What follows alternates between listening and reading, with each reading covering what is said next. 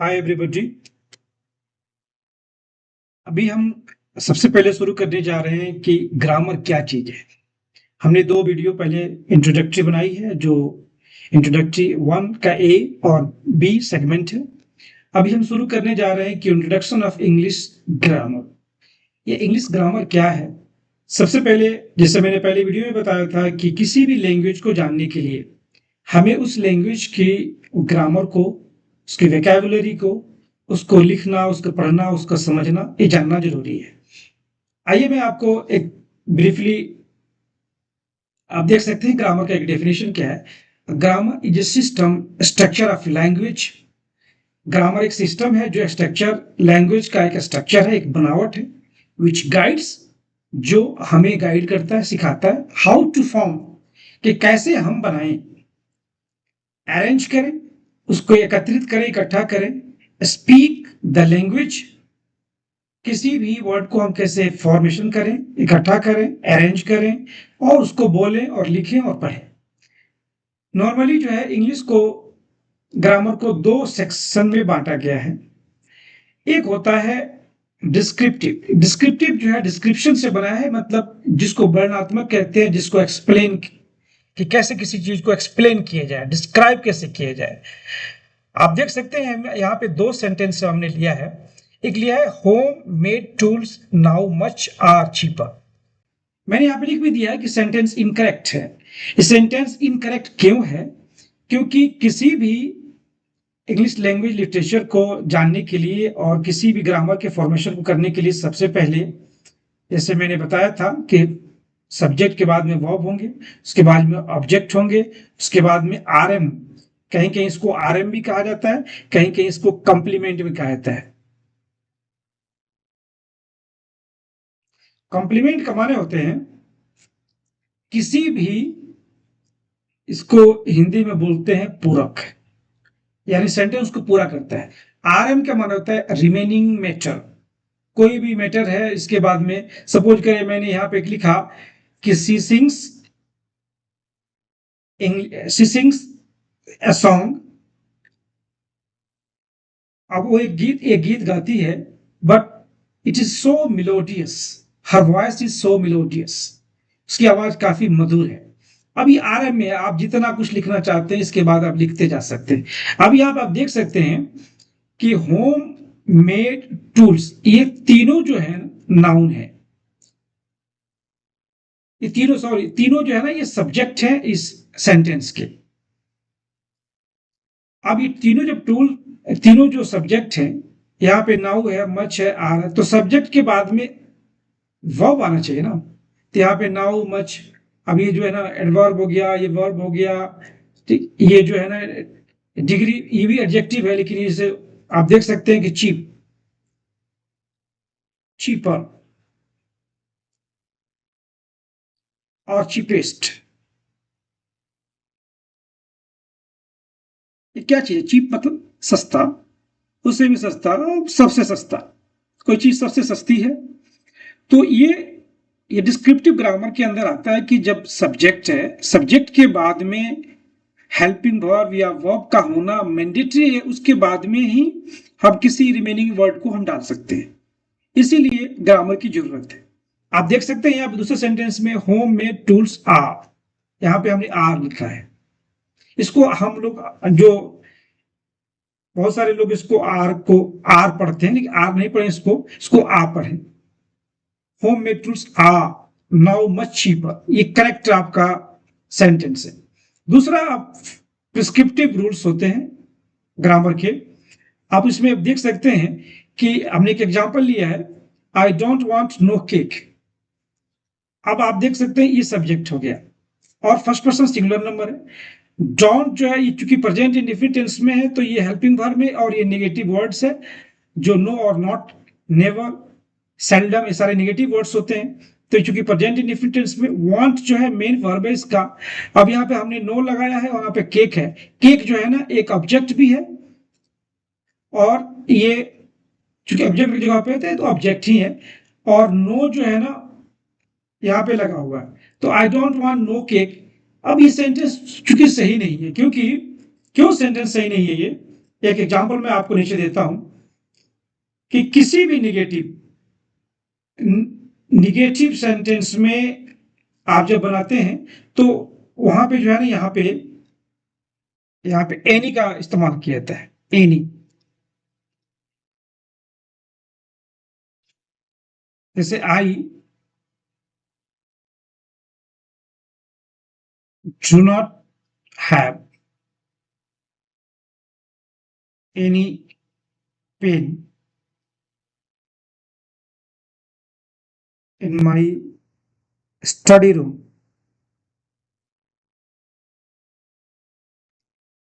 I don't have any pain in my study room. मेरे study room में कोई कलम नहीं है। तो यहाँ पे एनी का इस्तेमाल होता है, क्योंकि सेंटेंस में अब आगे जब हम पढ़ाएंगे, कभी आगे जब चलेंगे हम एडजेक्टिव में, तो सम और एनी के डिफरेंसेस बताएंगे आपको।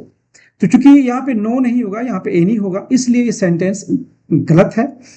और इस चीज को जानने के लिए प्रिस्क्रिप्टिव ग्रामर को जानना जरूरी है। एक तीसरा ग्रामर आप देखेंगे जिसको मेंटल ग्रामर कहा जाता है। एक बहुत ही फेमस नोम चॉम्स्की एक लिंग्विस्टिक के स्कॉलर हैं और एक भी कह सकते हैं साइंटिस्ट भी हैं, ये अमेरिका के। इन्होंने कहा कि नहीं, ग्रामर ये दोनों कुछ भी नहीं होता, एक मेंटल ग्रामर होता है और ये यही सफिशिएंट है। एनीवे, ये इनका अपना ओपिनियन है और इनकी opinion may be it's appropriate and beneficial for us. उसके बाद मैं आपको एक चीज यहाँ पे नीचे बताना चाहता हूं कि किसी भी लैंग्वेज को जानने के लिए कम से कम ये 5 कीवर्ड्स को जानना बहुत जरूरी है। किसी भी लैंग्वेज को जानने के लिए सबसे पहले उसको रीड करना जरूरी है। अब मिसाल के तौर पे एक बच्चा को जब हम सिखाते हैं, सबसे पहले अल्फाबेट सिखाते हैं, A B C।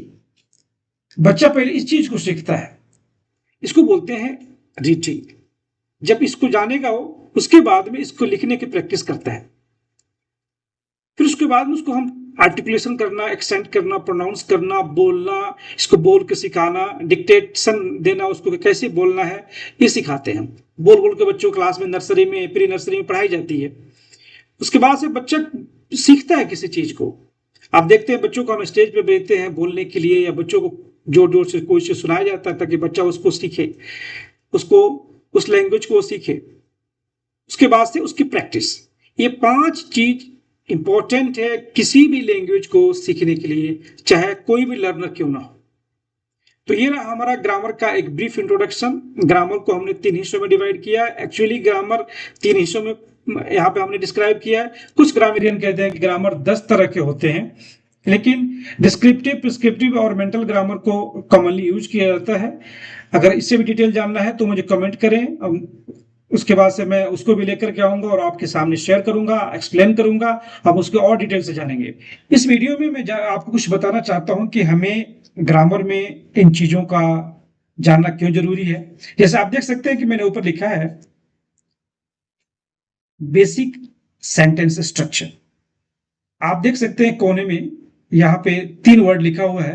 एक है एस मतलब subject, V means verb, O means object. ये बिल्कुल ही बेसिक इंफॉर्मेशन है।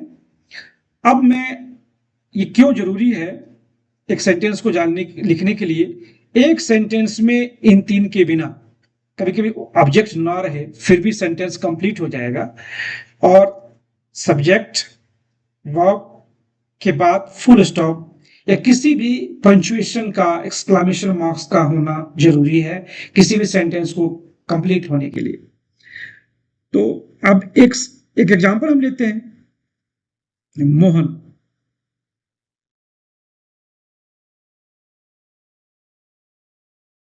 डांसेस, मोहन नाचता है। अब ये सब्जेक्ट हो गया और एक वर्ब हो गया। अब अगर कुछ हमको और लिखना है, इसमें ऑब्जेक्ट देना है, तो लिख सकते हैं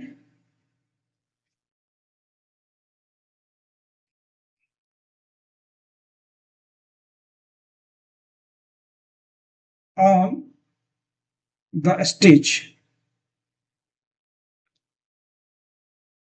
मोहन एक स्टेज पे नाचता है। अब यहाँ पे ये यहां से लेकर के और यहां तक ये जितने भी वर्ड्स हो गए, सारे के सारे जो है ऑब्जेक्ट हो जाएंगे। अब मैंने कुछ सेंटेंस यहाँ पे लिखी है, आइए हम थोड़ा इस पे डिस्कस करते हैं कि इस सेंटेंस में क्या क्या चीज है।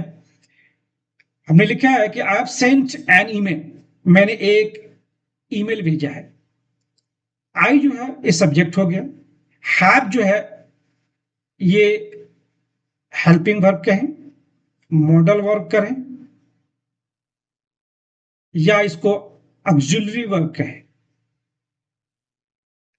इसका तीनों नाम हो सकता है, helping verb, modal verb, auxiliary verb, तीनों भी बोल सकते हैं।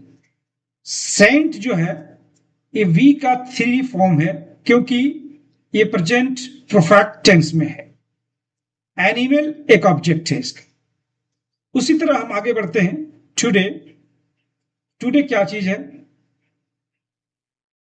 आई have sent an official email to my boss for my annual vacation. बहुत लंबी सेंटेंस है, इसके अंदर बहुत सारा चीज मिलेगा आपको। अभी देख सकते हैं ये सब्जेक्ट हो गया, ये हेल्पिंग वर्ब हो गया, हेल्पिंग हेल्पिंग वर्ब हो गया, ये वर्ब का थ्री हो गया, ये आर्टिकल हो गया, ए एन द आर्टिकल है। ऑफिशियल ईमेल ये रिमेनिंग मैटर हो गया, जिसको हम ऑब्जेक्ट बोल सकते हैं या आरएम भी बोल सकते हैं, इसको दोनों हम बोल सकते हैं। टू जो है ये प्रीपोजिशन है, ये डायरेक्शन दिखा रहा है यहां पे। माई बॉस ये प्रोनाउन है, ये एडजेक्टिव भी है। मैं आपको सिर्फ इतना यहां पे इसलिए बता रहा हूं कि ताकि आपको पता चले कि ग्रामर हमें जानना क्यों जरूरी है। फॉर ये जो है एक कॉज बता रहा है, ये हालांकि ये प्रीपोजिशन है। फॉर जो है फॉर एक प्रीपोजिशन है,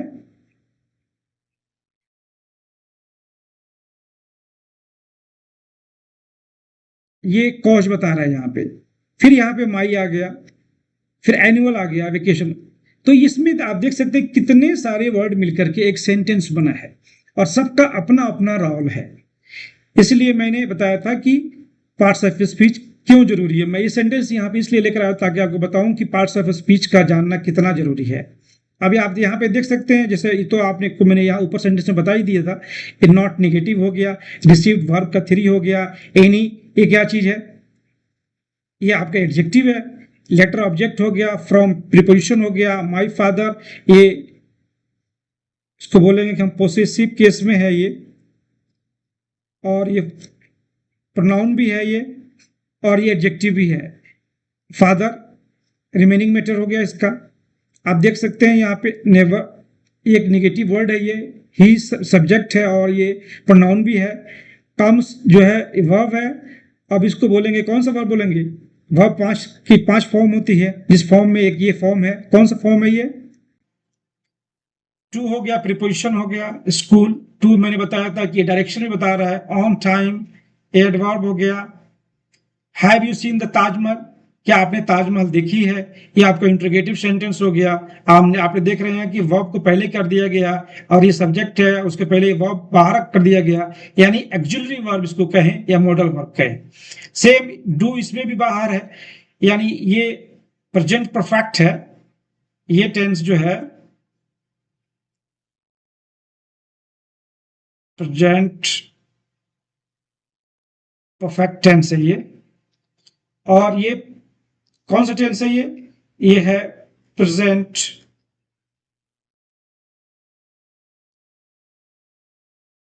इंडेफिनिट टेंस है, या इसको बहुत से लोग इसको सिंपल सिंपल भी कहते हैं। ठीक है। Do you know the Bhojpuri language, क्या आप भोजपुरी जबान जानते हैं, भाषा जानते हैं? प्लीज फीड द पुअर, अब ये भी एक सेंटेंस है, लेकिन ये कौन सा सेंटेंस है? जिसे मैंने अभी यहाँ पे बताया कि प्लीज है, फीड है, द पुअर है। अब इसमें कौन कौन कौन से पार्ट्स ऑफ स्पीच है और कैसे सेंटेंस है? आप देखिए यहाँ पे सब्जेक्ट तो कोई नजर नहीं आ रहा। यहाँ पे सब्जेक्ट अंडरस्टूड है, फिर भी ये सेंटेंस बना हुआ है। ये इसलिए बना हुआ है क्योंकि ये जो है एक इंपेरेटिव सेंटेंस है। इंपरेटिव सेंटेंस जिससे आज्ञा, ऑर्डर का बोध हो, उससे उसको जो है ना इंपरेटिव सेंटेंस कहते हैं। आगे हम डिटेल से पढ़ेंगे इसमें, जिसमें काइंडली, प्लीज, रिक्वेस्ट हो। आप यहां पे देख सकते हैं इसमें काइंडली लगा, kindly fetch A cup of water. इसको हिंदी में लिखेंगे, कृपया एक ग्लास पानी लाओ।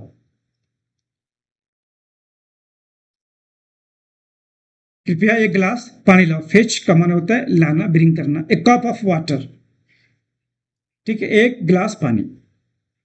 तो ये मैंने इस सेंटेंस, बेसिक सेंटेंस का स्ट्रक्चर यहाँ पे इसलिए बताया कि ताकि आपको जानना जरूरी है। आगे हम पढ़ेंगे parts of speech next video में। तो ये इन्फॉर्मेशन जरूरी होना चाहिए आपके पास कि हर वर्ड का एक महत्व है, एक कीमत है, उसकी एक वैल्यू है, और बिना उस वर्ड के किसी भी सेंटेंस का फॉर्मेशन करना, उसकी बनावट पे जाना, स्ट्रक्चर बनाना, ये पॉसिबल नहीं है हमारे लिए। इसलिए मैंने एक छोटा सा आपको एक रिव्यू यहाँ पे डाला जो आपके लिए ज़्यादा इन्फॉर्मेटिव होगी। और आगे हम फिर पार्ट्स ऑफ स्पीच पे चलेंगे नेक्स्ट वीडियो के लिए।